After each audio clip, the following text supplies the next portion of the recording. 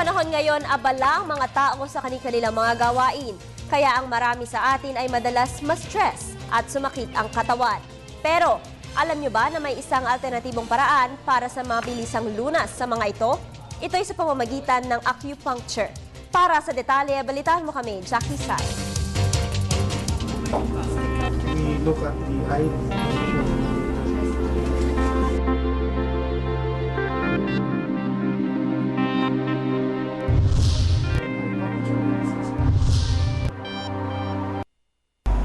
Dahil sa klase ng pamumuhay sa panahon ngayon, madalas makaranas ng iba't ibang uri ng sakit at pananakit ng katawan ng isang individual. Ang iba ay sumusubok magpahilot, ang iba naman ay iniinuman na lamang ng gamot.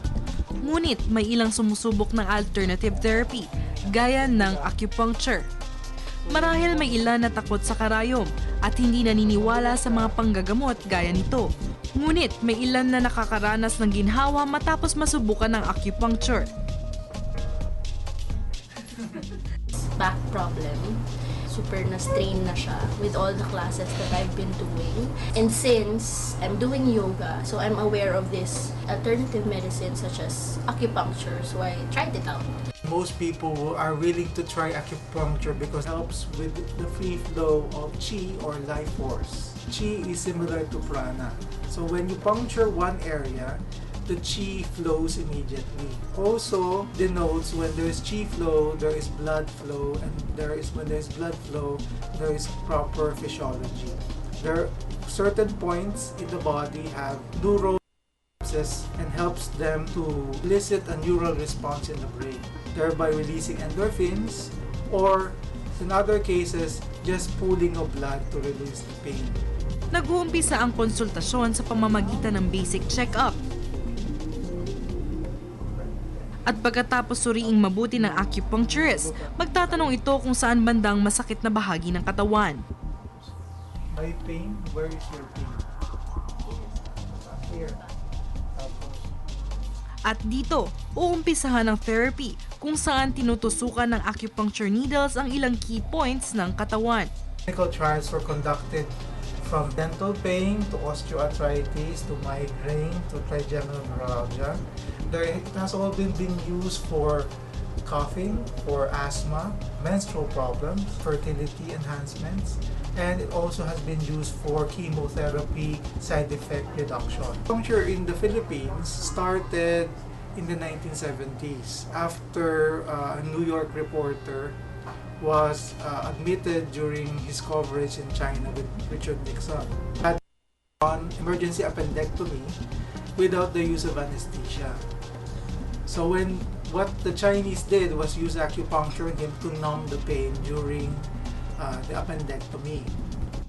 The WHO has already recognized acupuncture as scientifically valid in 1997. And Filipino doctors are now adopting it for the last decade or so because most of the clients, medical tourism and globalization, goes to the Philippines and look for acupuncturists. The needle that we use is very, very thin as a hair. What's good with acupuncture is it is a compounded effect.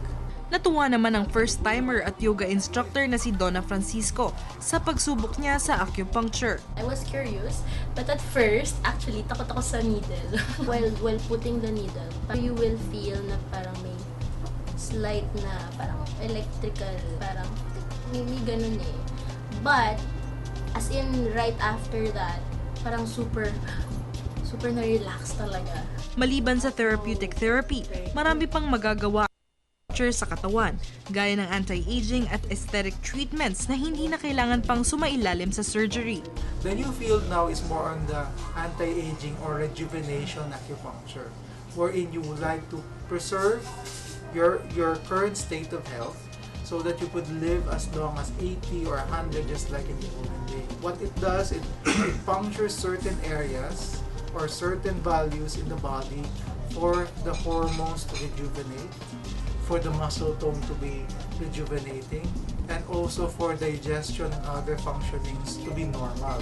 You use acupuncture as a modality to preserve your hormones, to preserve your body from the effects of free radical damage, and also decrease in your mental functioning.